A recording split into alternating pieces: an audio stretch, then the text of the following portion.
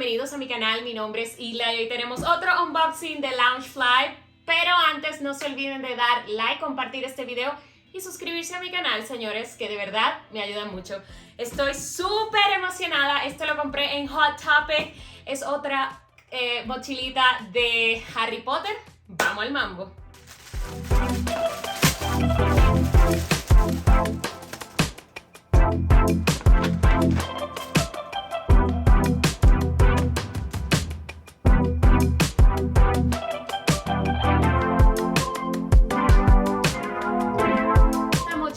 Está súper linda. Si ustedes son súper mega fan de los Weasley, yo siento que esta es la mochila para ustedes. Los detalles están on point, está muy bonita.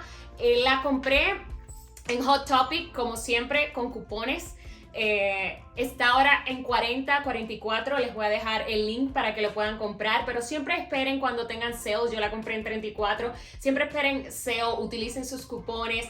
En Mercari la están vendiendo muy cara, como 150 por ahí, y también la vi en blanca. Yo no sé si es original o algo así, es la misma pero en blanco.